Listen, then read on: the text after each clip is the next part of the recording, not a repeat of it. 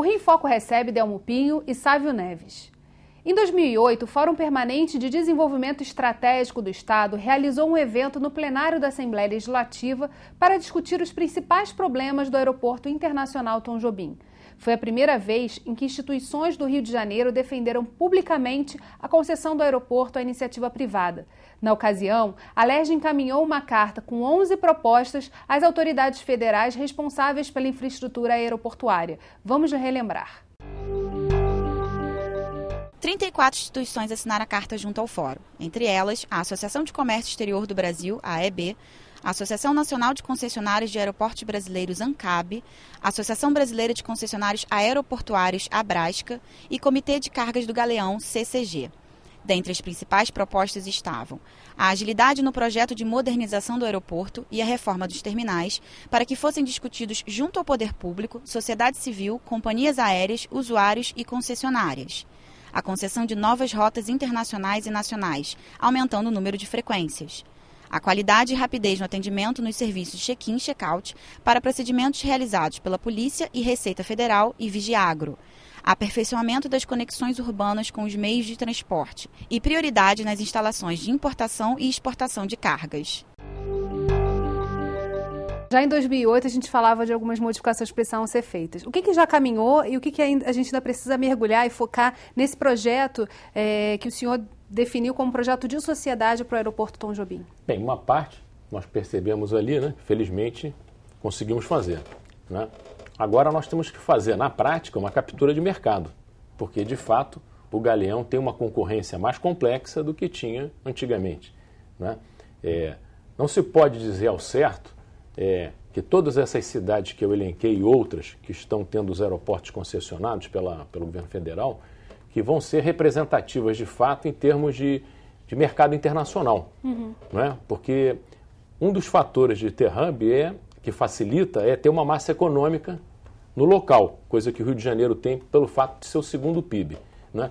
Todavia, existem vários tipos de hubs no mundo que podem ser implementados em qualquer região. Por exemplo, nós temos o maior aeroporto do mundo, o aeroporto de Atlanta. Né? Atlanta é uma cidade pequena, que tem pouco mais de 500 mil habitantes, numa região metropolitana com 2,5 milhões, mais ou menos, de habitantes. Né? A região metropolitana do Rio de Janeiro tem 16 milhões de habitantes. Bom, Atlanta é o maior aeroporto do mundo. Por quê? Porque algumas companhias, e principalmente uma delas, fez um acordo e fez o seu hub principal lá. Companhia muito grande. Então, vem passageiros dos Estados Unidos inteiros para trocar, para fazer um novo reembarque naquele aeroporto. Né? Tem passageiros estrangeiros, mas tem muitos passageiros nacionais. Esse é um hub altamente capacitado em processamento de passageiros nacionais. Existe um outro tipo de hub, que é o hub do aeroporto de Dubai, que se eu não me engano, né, me falha a memória, é o maior aeroporto do mundo em termos de passageiros internacionais. É um outro tipo onde Dubai captura passageiros que estão indo em rotas da América do Norte para a Ásia, da América do Sul para a Europa e por aí vai. É um outro tipo de hub. Então, nós temos um hub no Brasil hoje, que é o hub do aeroporto de Guarulhos, no estado de São Paulo. Não é? Nós temos, eu acredito, plenas condições de ter um segundo hub. Isso que eu ia perguntar, se daria espaço para dois aqui na região sudeste, que é uma região também de alta movimentação. Não diria que dá para ter 2 super hubs, né? Mas o Rio de Janeiro poderia focar, por exemplo, mercados não só do Brasil, mas de partes da América do Sul que vão para a Europa, por exemplo. Para os Estados Unidos não, mas você nessa ida para a Europa, países do Chile, o Peru, a Bolívia, outros aí, poderiam fazer, se nós tivéssemos essas condições propícias, fazer um reembarque internacional aqui no Rio.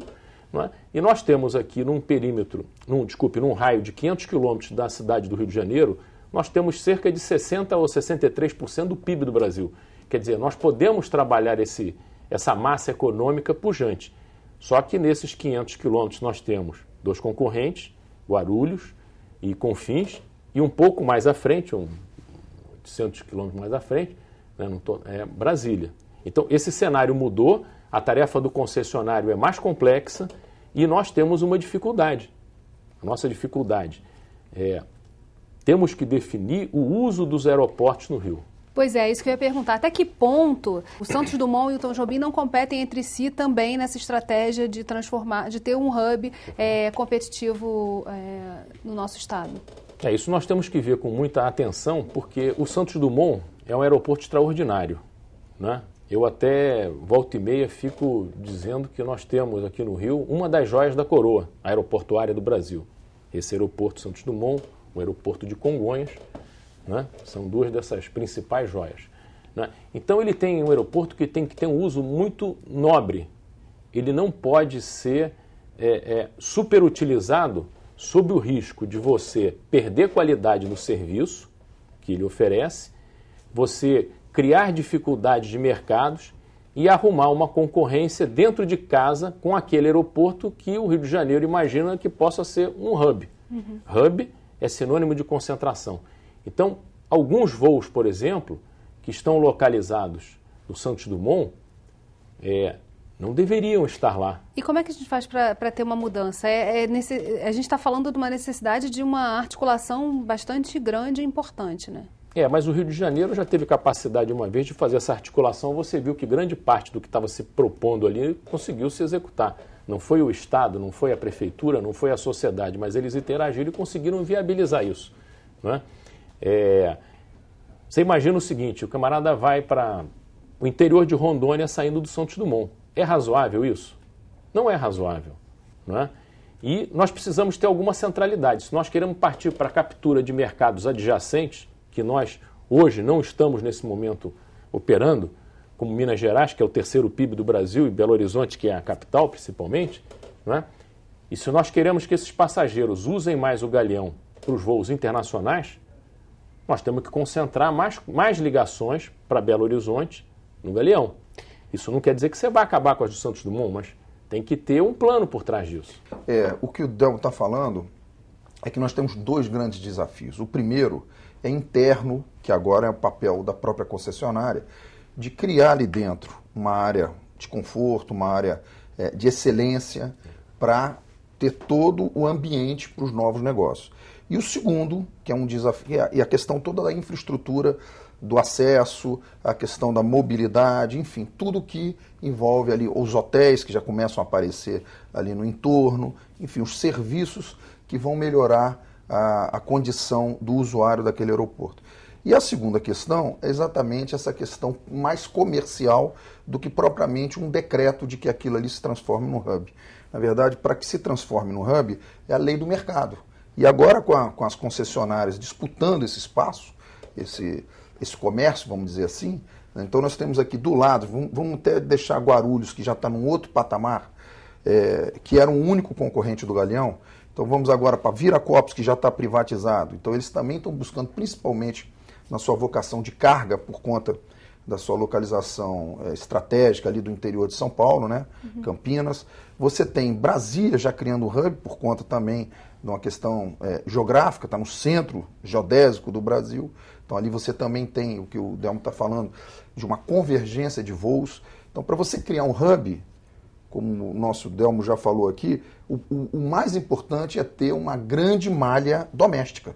Isso. A partir do momento que você tem uma grande malha doméstica, você começa a ter os voos internacionais convergindo. Mas a gente está falando agora, pelo menos é uma questão conjuntural e não estrutural, de uma crise, que está reduzindo também o número de ofertas de voos, né?